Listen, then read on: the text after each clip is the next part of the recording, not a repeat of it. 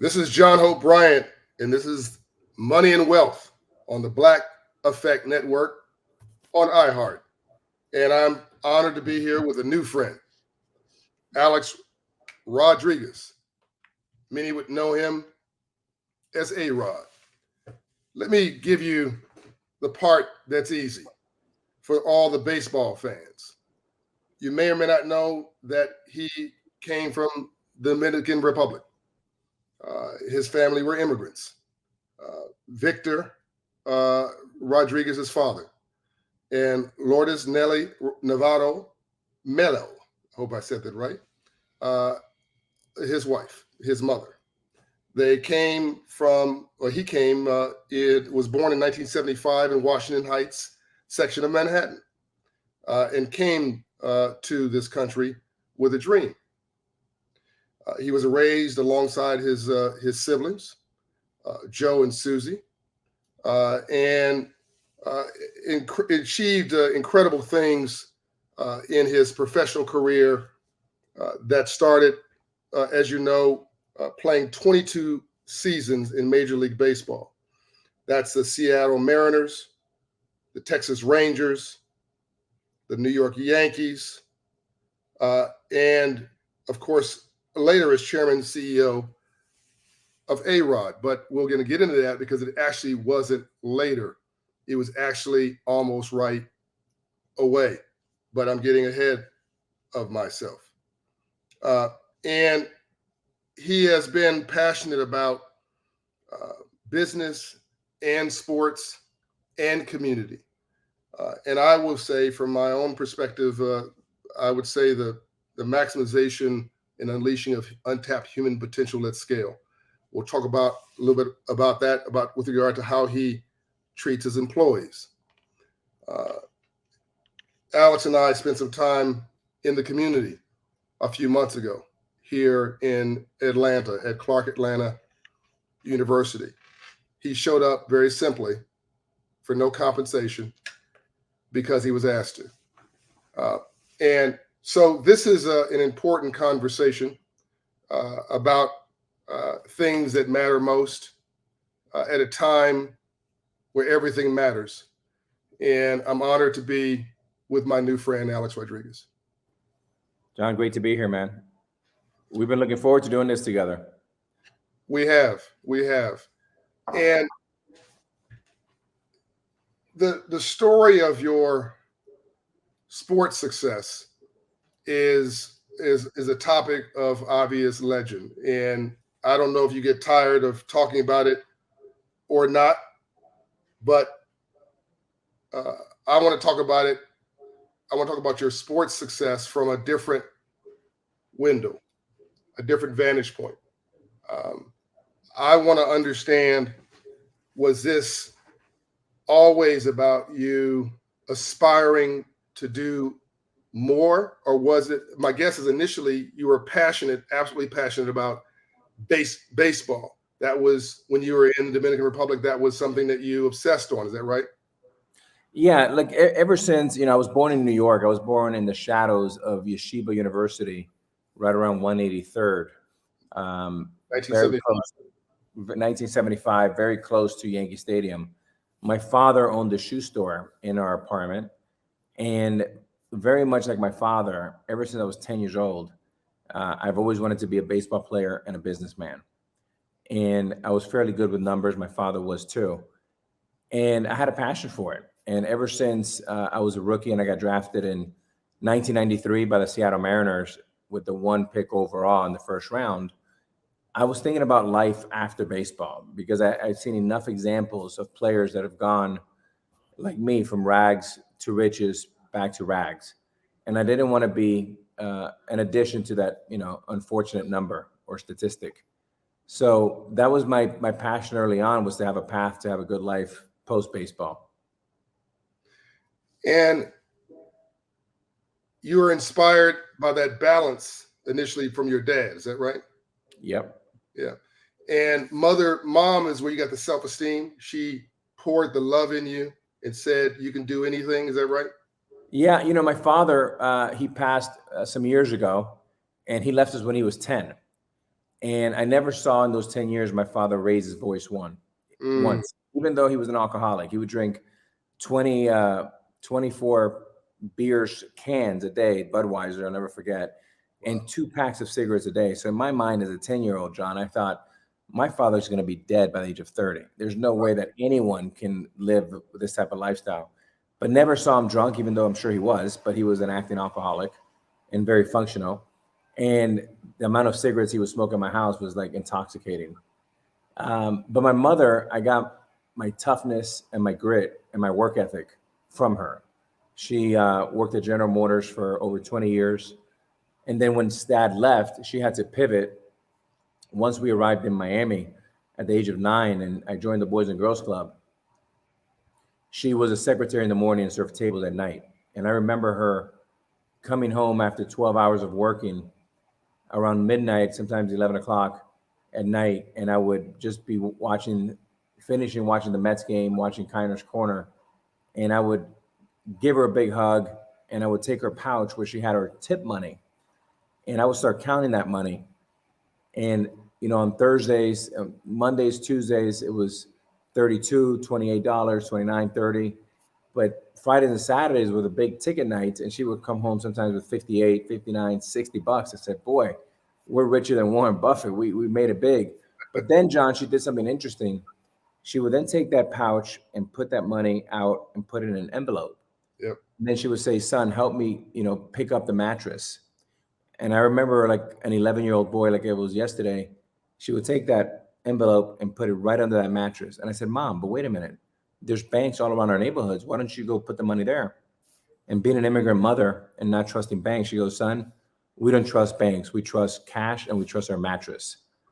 So that was the start for me where I said financial literacy is going to unlock my future Yeah. and hopefully get me out of this neighborhood. You and I have a lot in common. The more I hear about your story, the more I can relate to mine. My mom told me she loved me every day of my life, just like your mother told you. She worked at a job as a seamstress. My dad was my dad was the business owner and had issues. He had other problems, wasn't alcohol, but had other challenges that bedeviled him.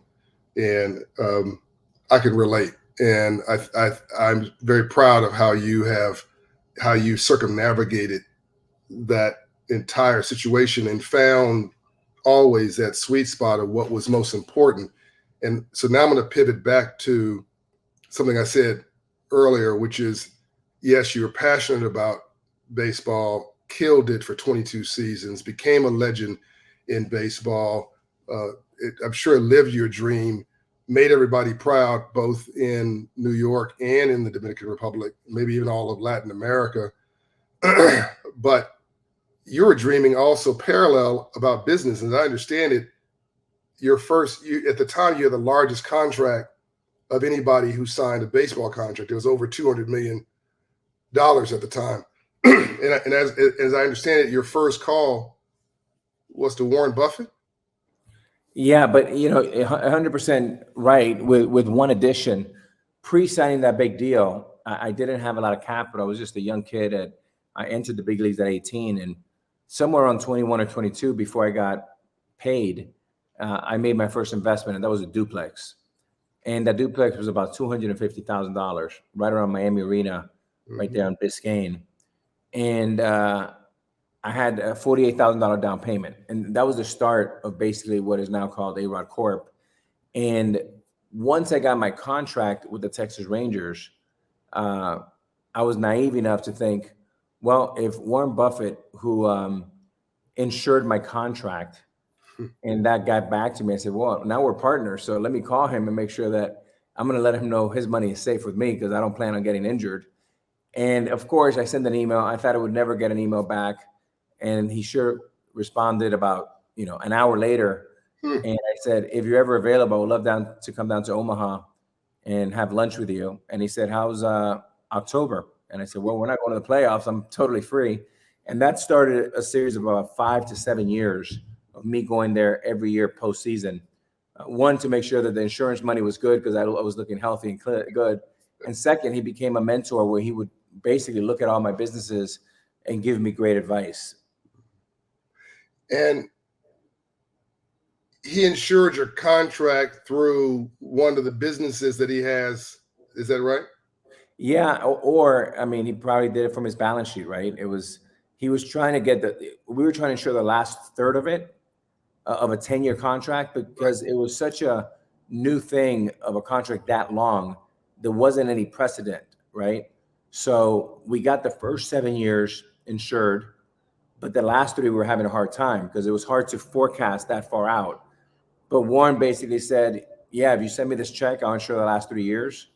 And that was the end of it. And thank goodness we cemented the deal. So I don't think, and I don't want to presume or assume, Alex, that the audience understood what we just said. They just see you playing baseball.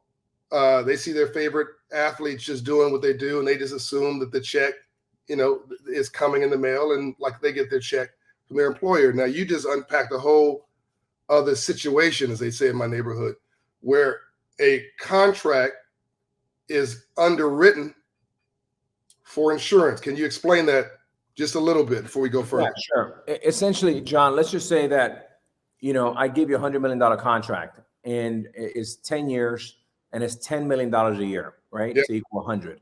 Yep. I'm going to have to go insure that contract, meaning that if in year 3, John breaks his knee, injures himself, where he can no longer play for the rest of his career, Yep. I'm still, as the owner, on the hook for $70 million. Yep.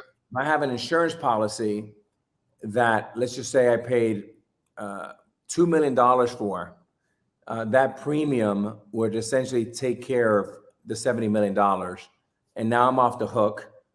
John has paid his balance of $70 million, and the insurance takes it on the chin.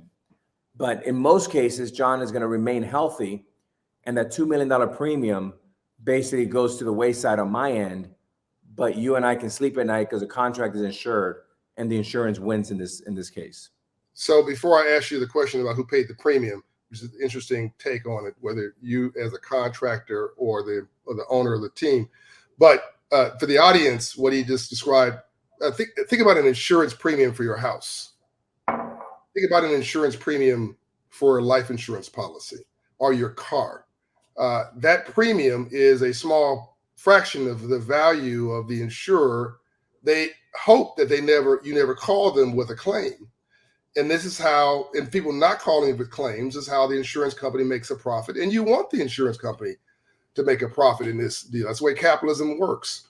And if there's too many claims, of course, they could go out of business. So in this particular case, there was a premium. Alex is the corporation. This is separate from A-Rod. This is Alex Rodriguez, the professional athlete, has got a $200 million contract, and he is the product. And there's a premium for the underwriting of insurance for that contract. Now, Alex, who paid? I hope I'm not getting into your business now. Let me put it another way. Was this sponsored by the owners of the team? Yeah. So it's the responsibility of the owner to insure the contract, because obviously, as I just explained, if you have $100 million contract and things go the wrong way and you get injured, I, as the owner, don't want to be on the hook for that $70 million because John's not available to play. So the owner in this case, it was Tom Hicks, who was the owner of the Texas Rangers. So he wires the money to Trump. He wires the money to Warren Buffett. Right. The reason I asked the question is, you could, as entrepreneurial as you are in your mind, if the owner said, "Look, I'm willing to do 5 years of this, or 3 or 5 years of this contract. I'm not going to insure 10 years of it." I'm thinking the entrepreneurial Alex that I know would say, "Well, let me go to Lloyd's of London, or let me go someplace and see if I can get the back end insured myself. I'll write the premium check, and because it's a small price to pay to know I've got the guarantee of all the money." So there's a number of ways to cut this, but in this particular case, they felt so strongly about you. And of course, you're in such a wonderful negotiating position that you got the entire contract that is guaranteed. Is that right? Yeah, you're spot on, John. So let me add to that. So a lot of times, and I did this exactly what you just described, the team is trying to ensure that contract for protection of a downside event of an injury. Yep. The player, me or you in this case, You can go to Lloyd's of London and say, look, if I'm supposed to be playing for 15 years, but I get hurt and I'm only allowed to play for 5 years, then Lloyd's of London will give you an additional check to John. Now, assuming that you play those 10 years injury free, the John insurance that you paid to Lloyd's of London, that goes away. You lost that money, but you made the 100. And the team is very happy to lose the 2 million because John played incredibly well. So double ways of insurance. And by the way, you can also insure your house a couple different ways, not just one. And for those, we unpack everything on this podcast. We make things simple so you understand it. Yeah. But somebody ever taught you financial literacy, like Alex, mother and my mother taught me in the back of my classroom. So we want to. There's no silly questions. There's nothing that is off limits. And by the way, Dr. King, in the middle of the civil rights movement, tried to get his life insured and tried to get $1 million of insurance for his family. And Andrew Young, Ambassador Andrew Young, as we know now, and him went to London, literally, Lloyd's of London, and ran around. No one would insure him, Alex. They thought he was just too much of a risk. And he was only, he was 30-something years old. They just figured, the chance of something happening to you is extremely high. Here's a guy about to get the Nobel Peace Prize. They wanted $1 million. They finally got $100,000. Premium was very high because the perception of risk was very high. Just because you're on the front page of the newspaper doesn't mean that you automatically get a yes to your answer. But underneath a lot of these things are insurance policies. And the older you get, the most expensive that policy gets. If you're getting a life insurance policy, it's very cheap to get one at 20, 30 years old. Try to get a life insurance policy at 70 years old for your life. The premium's going to be astronomical. And you can't be mad at the companies. If you want to distribute money like a socialist, you got to first collect it like a capitalist. So we want companies to find a way reasonably to make a profit so they can afford to give back and reinvest and take care of their employees. And on the topic of taking care of his employees, I want to get into that in a minute, but I want to commend you also, Alex. I don't know if anybody said this to you in this way, but my sense is that you're the only or the first Latino billionaire entrepreneur from professional sports in America. I don't think there's anybody else who has that moniker. First of all, I don't know another Latino billionaire in America. I'm sure they exist. But one that came from sports to business, there's no question in my mind that you checked that box. And I think you just got into the Billionaires Club late last year. So assuming I'm correct on all that, congratulations. Well, thank you, John. And you know what? Again, I started from literally like ground zero. I'll never forget, John. And I think I told you this when we had dinner. I was 12 years old and, Dad had left a couple of years ago. And we were at Publix, a supermarket down in Miami. And I'm with my mom on one of the rare nights that she didn't work. It was probably like a Sunday night or something. And as we're trying to pay for the bill might have been like $75 or something. We had like a couple carts of food and cereal and all of that. And as she's kind of shuffling through her purse, some funny money comes out. And I said, Mom, that money is red. It looked like Monopoly money. What is that? And she was very embarrassed and ashamed and kind of looked down. And she goes, well, the government's given us some help. And my heart stopped. Even as a 12-year-old, my instincts were to very, very protective of my mother. And to be where I am today, play for almost 25 years, and be very fortunate to be part of an ownership group. You also have to commend, Adam Silver in the NBA, yep, that he's opened up the floodgates to have folks like you and I sit at the very top of the chain as governors. Yep. It's extraordinary. And I know that Adam and the NBA has great ambitions to continue to promote diversity and more folks like us, people of color, to the owners group. No doubt. And I'm an owner of part of Centennial Yards, which is right across from State Farm Arena, as a partner with Tony Ressler, who owns the Atlanta Hawks. And Tony is a big, in accommodations, definitely to Adam Silver, who's a part of Financial Literacy for All. Tony is a big booster that civil rights, modern civil rights, is in the suites, not the streets, and the color is green. It's about education, access to capital, low-cost capital, and opportunity for all. As Michael Milken would say, which is where we physically met, our friend Michael. intelligence is equally distributed, but opportunity is not. And so we are at these tables and we should not take it for granted. And thank you for doing this podcast to help to spread the message of unpacking the memo. We unpacked a little bit about insurance and about how you underwrite a long-term professional contract. I'm sure the audience didn't know that. We're going to get into, well, here's another get. There is no billionaire who came from professional sports or entertainment who is a person of color who didn't go over the bridge of business, particularly corporate. I'll say that again. There is no professional athlete that you're thinking about right now, or entertainer. Think Jay-Z, think whoever you like, who went from performing, playing, whatever, into the boardroom and became a billionaire without coming into corporate. So this is a pathway that everybody needs to understand. We've got to go from the streets to the suites, from protesting to prosperity, and there needs to be a business plan for that. So your obsession, your dual obsession of being smart at the baseball diamond and then smart as a diamond in your brain, and then getting into real estate, which was a really smart move, biggest business in the world. What was your motivation there? And then treating your employees, your second biggest asset, the right way. As I understand it, you make employees your shareholders in your dream as well, because nobody washes rental cars. What's your mindset there? I'm now getting into the most valuable thing we have, Alex. It's not the money. It's not the assets. It's not the real estate. It's our mindset and our relationship capital. The way we treated each other, the way you and I treated each other when we first met, set the stage for everything. I asked you to come to Atlanta. Originally, your office said you didn't have time, and you didn't. And I said this was for the people.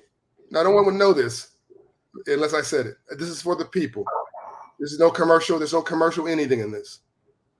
And you just said, yes, I'll do it.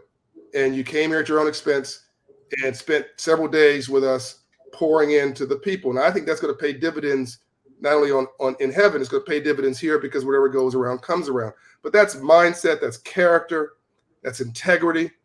That's how you treat people, treat them how you want to be treated. And that carries over to how you treat your employees. Talk to me about your mindset to win and why you think it's important to bring others with you. Yeah, great question. And we had a phenomenal time, and boy, was that an impactful day when we were at that university and talking about some of the history around some of the Black college and the history of what is done for so many people. And very proud to be there. And thank you for that invite. Look, John, the way I look at this is like financial freedom comes from two things. It comes from knowledge and the power of knowledge, and equity and ownership. And it's kind of what the rich dad, poor dad teaches, right? I get excited when I get to invest into equity, and I think most people get scared. And the truth is, if you're scared and you don't know, it's probably better to have fear, right? Rather than to jump in and do something that's wrong with not the right leadership group around you. I've often said that the three things that could take a man down or people down in the world of business are the three L's: liquor, ladies, and leverage. So you got to watch those things. Right. But to me, John, it's really about simplicity and sticking to your circle of competence, which I learned this over 2 decades ago from Warren Buffett.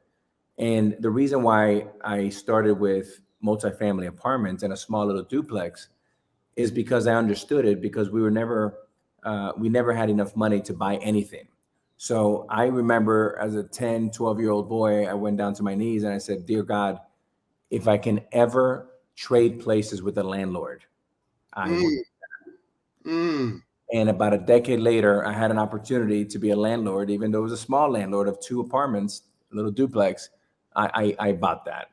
And all I was really doing was, I knew that at some point my ability to make money from the Yankees was going to come down. Yep. But if I had assets that would hedge my bet, and as my earning power came down, my assets would appreciate. Now I knew that I didn't need a lot of cash flow. So I was able, my strategy was simple. If I can play for 10 more years and I buy one asset per year Mm-hmm. that can appreciate in value and in cash flow, by Mm-hmm. the time I was done, those 10 assets would be my insurance policy for never going broke. And that was it. It was nothing from Einstein. It was nothing. I'm not that smart, but you try to be clever and try to be smart and work as hard as you can with your competitive advantage. And I thought that was mine. So, audience, you just heard, and Alex does not know this about me. We have exactly the same philosophy. I had this nonprofit. It was draining me dry. Not really, not literally, but I mean, it was nonprofits are hungry. And Alex, by the way, volunteers at the Boys and Girls Club as well, and mentors. And I didn't want to go begging anybody. I wanted to be my own resource.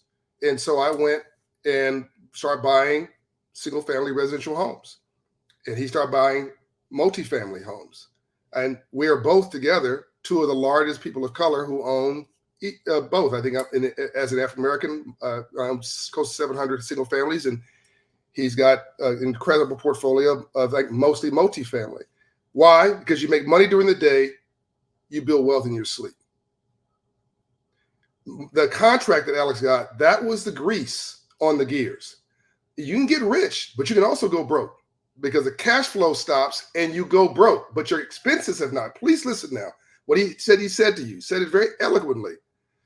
The cash flows coming in, your expenses are now rising to meet it, standard of living.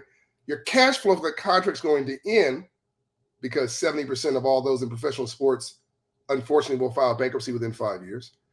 You've got to have something to augment that. And he did that through capital gains and capital asset or capital appreciation of capital assets, asset accumulation through real estate, which gave him both appreciating assets and income that replaced the income he has as a player. Did I get that right, Alex?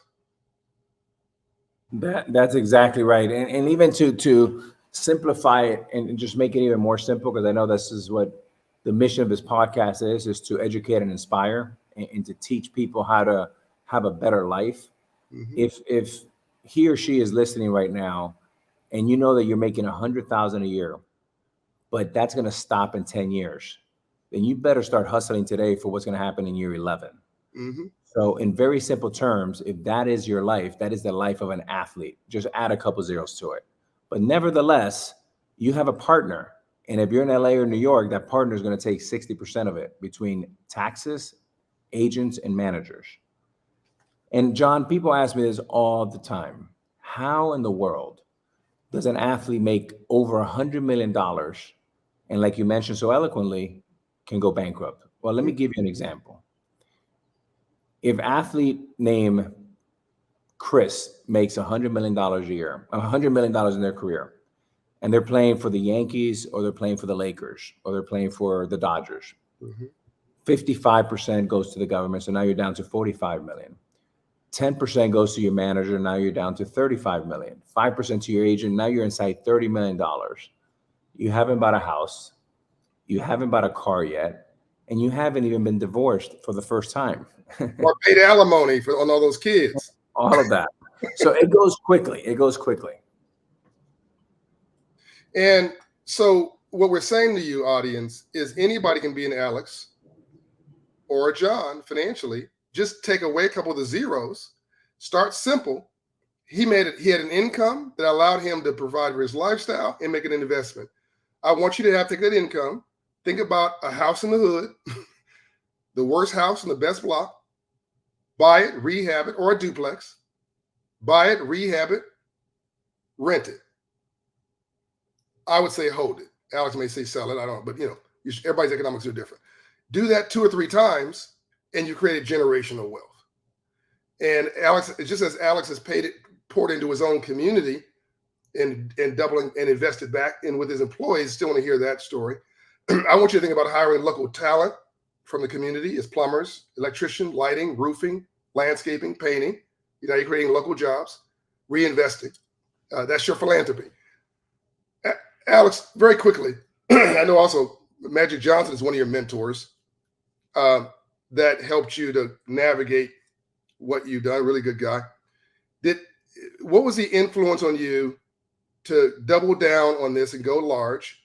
And again, I want you to touch very specifically about how you're helping your employees. As I really was touched by how you're doing that, just not what you're doing, because you back them, you backstop them. And then before we finish, I really want to get into when you hit your head against the wall, when you stubbed your toe. Because all of it's not been a bed of roses. Like, because you had to take no for vitamins. Everybody's not just saying yes to you because you're Alex Rodriguez. They're like, hey man, you're a baseball player. Go on over there. You had to earn your seat at the table. Yeah. Great question. So first of all, Magic Johnson was my kind of my beacon of inspiration. I mean, he gave me an opportunity to say, he gave me a role model.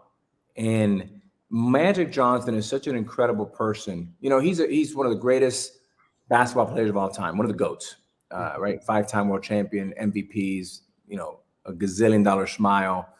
But when you meet Magic, he's even more inspirational. And he's such a good man that he sat down with me for 3 hours and basically gave me a roadmap. And I had 9 pages of notes. And I said, Magic, we were supposed to meet years later for 30 minutes. Why did you give me 3 hours and cancel dinner with Cookie? He said, you know what? Because you're one of the first athletes, if not the only one, that came with a notebook. You came on time. You were asking good questions. And you had like 10 pages of notes. And I thought that was interesting. But because he's a man of color, I saw a path and an inspiration of someone who could be a Hall of Fame basketball player and then be a Hall of Fame businessman in the boardroom. That's So right. that was a pathway. When you look at A-Rod Corp, we have over 500 employees. We call them team members. Yep. 85% of those are minorities, men of color, black skin, brown skin, women. And I was inspired by my mother because my mother never had an opportunity to invest with Warren Buffett or Blackstone or KKR. Goldman Sachs and JP Morgan wouldn't even take her calls. So as I think about our investment, if we make an investment of $10 million into a company, every person on my team has an opportunity, even if it's $2,000, to invest with me, pro rata with me, right? Pro rata, side by side. Side by side, right? And my value, no promote, no fees, because I want everybody on my team to have a path to having a better life. And the way you have a better life, as we talked about, is by having more assets and less liabilities. A liability is a car, an asset is a house, is a multifamily, is a part of a business that generates cash flow. Another way of saying it, John, for your audience, is what is the difference between a liability and an asset? Liability takes money out of your pocket every month, like your home, and an asset puts money in your pocket every month, like a multifamily apartment. Okay. So it always bothered me that only the rich people, at least it felt from my prism when I was really young, had the opportunity to invest with the Warren Buffetts like. And today, my mission is to work on financial literacy for my community. And secondly, to give people an olive branch and an opportunity to invest side by side. That's right. Even if it's $2,000. It never made any sense to me that only rich people get to invest in assets. How about the poor people? Okay, that was me. That's my mom. That's right. So that's one. And if you don't have the money, John, what I'll do is, as an example, and I did this with one of our team members, they didn't have the money. It took $50,000. I fronted the 50 for them. Yeah. That 50 became 500,000. Yeah. They paid back my 50 with an 8% coupon. And then they kept about $400,000 profit and they put down zero. Yeah. So now the next investment, they're putting down 200,000 and have 200 in the bank. Yeah. And that brings a lot of joy to me as a leader of my company. My friends have told me, Alex, to slow yourself down. Stop talking so loud, long, and fast, and explain this to me. You mentioned the word coupon. You mentioned the word promote. Can you get, so promote is something that Alex and I love. Think about a license. Anyway, explain to them in your words, promote and coupon. We love both of those phrases, but why don't you explain that, Alex, in your words? So if I lend John, my friend here, $100,000, and he pays me 8%, I'm so glad you said that, John, because all these fancy terms and they're just there to confuse people, right? Our people in our community. So that's a great question. We take it for granted sometimes because that's the way you and I talk when we're in your office or my office. So I lend John $100,000. He pays me 8%. So essentially, he's paying me $8,000 a year on that 100, right? And that's called a coupon. right? And if that coupon is out for 3 years, 8,000 times 3, he owes me $24,000 essentially, right? Now, if John and I are partners and we buy a business for $100,000, and 5 years later we sell that business for $1,000,001, essentially there's $1,000,000 of profit. Mm-hmm. And because John and I are the co-GPs on that $1,000,000 of profit, once they get their money back, our investors, plus an 8% coupon or return, then there's about plus or minus $1,000,000 of profit, which 20% of that goes to John and I. And that's $200,000 that John and I get for putting the deal together, underwriting it, managing it, sourcing it, and essentially bringing value to it. So John and I walk away with $200,000. So our partners are super happy because they got almost a 10x. And John and I are happy because we were able to promote a great deal. And then we're off to the next one. So you might be thinking about it. People might be hearing like a concert promoter, right? I guess you can generally get your hands around it, but it's a deal promoter. It's an investment promoter. So the promote is the percentage of the profit that the developer gets by bringing the deal to market successfully, and the value added on top of the cost and agreed coupon. He said it much better than I did. Yeah, and John, let me add one thing for our listeners and our viewers listening in. John and I only make that promote if we make money for our investors. Hello. Okay? Very, very important. We have complete alignment. If that's a donut and we don't make any money, John and I are out. We don't make any money. We only make money once the investor gets their money back, plus an 8% coupon, right? Return on their investment. Right. Then after that waterfall, which is called a waterfall, once we do all of that, and we have $1,000,000 left in profits, then John and I split that 80-20. 80 goes to the investor, and that 20% goes to John and I as co-general partners. The first time somebody mentioned the word waterfall to me, I was actually looking for where we're going on vacation. Like, what's a waterfall? So for the listeners, the waterfall is the way in which the transaction breaks out. How does that dollar split up? What's the waterfall? Who gets what first, right? And what's the priority of the distribution? I'm saying this in plain English. That's what we call a financial waterfall. I want you guys to become experts in all this stuff, so no one can, as Malcolm X said, we've been bamboozled, we've been tricked, we've been fooled. I don't want anybody to fool you anymore. I want you to be financially literate, because it's not you're not dumb and you're not stupid. It's what you don't know that you don't know that's killing you, but you think you know because no one ever taught you. There's been a lot of rules in here. I agree with that, and I think sometimes these acronyms sometimes are made to keep our people out of the room and keep them not smart. And really, our listeners are very, very smart. Yeah. We just have to have better teachers that are willing to teach and bring people along, like you and I are trying to do. But we do have a lot of resistance, because I do feel there's a lot of people that are trying to keep the people down. And I think you're really doing God's work in helping educate people and teach people. And there's no greater gift than teaching someone how to fish versus just giving them a fish. Financial literacy is a civil rights issue of this generation, in my opinion. When you know better, you do better. We don't have much time left in this incredible podcast we've had together. This has been rich. I do want to cover a couple more things before we exit here. I as you were talking about the waterfall and the coupon and all that, Alex, don't get a chance often enough to thank people who helped to get us here.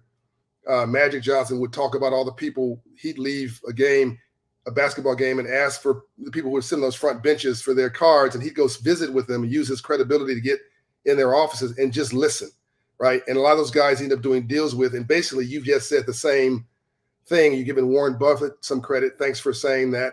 I'm going to give Tony Ressler, 200th richest man in the world, credit for doing a deal with me. And I own, at the end of that deal, all of the company. He just wanted a coupon. He just wanted a 7% return on his money, him and Michael Arrighetti. Everything else other than paying my debt and preferred equity, I owned the rest. And we should all be grateful and gracious about spreading the credit when we actually succeed. Is there somebody that you want to mention that helped you get here, Alex? And also, I didn't want to end with this, rainbows after storms. The mistakes you made is something you kicked yourself about. Why did I do this stupid thing? Something you're not, that's a lesson now for the audience. Yeah, so I'll keep it to finances and mistakes that I've made there, because we don't have enough. We will need a documentary in all my mistakes. So I'm going to try to keep this tight. Like I say, I meant to make some mistakes. my good friend Grant Hill once gave me great advice, and he always talked about the 5 B's, and he said, "Be brief, brother. Be brief." So I'm going to take Grant's advice on that. Great business. So first of all, shout out to Tony Ressler, who's my partner at the NBA. He's one of the coolest people that I've met, but also very generous. And he is someone that really believes in bringing all people in the room with him and give him an opportunity, as you well eloquently just described in your partnership with Tony and his partner and your other partner. As far as mistakes, I'll go to 2008 because it was a really, really tough time with the financial meltdown. I bought a piece of property, 500 units, right around George Steinbrenner Field in Tampa, where we held spring training. And my thesis was, if it's good enough for George Steinbrenner and the Yankees, it's got to be good for my apartments. So I basically bought 500 units for about $60,000 per door. Okay. I had $20,000 of equity per door, and I had a loan for $40,000. What happened was, from a Monday to a Thursday, when everything went upside down and we had the financial crisis in 08, 09, my units were now worth $38,000, but I owed $40,000. So basically, that's what they call you're underwater. Right. Okay. And unfortunately, I was young and not experienced, and I had what is called the PG, which PG stands for personal guarantee. Oh, yes. Which, if you're listening and you don't remember anything else John and I said, please remember this part. Never sign personal guarantees. Now, unless it's your home. Unless it's your home, right? Now, I was fortunate enough to have some liquidity, and I negotiated. Cash, everybody, means cash and lines of credit. I was fortunate enough to have cash, and I was able to negotiate with the banks a very clever deal in which they had like a $50 million write down in exchange for a $4 million check.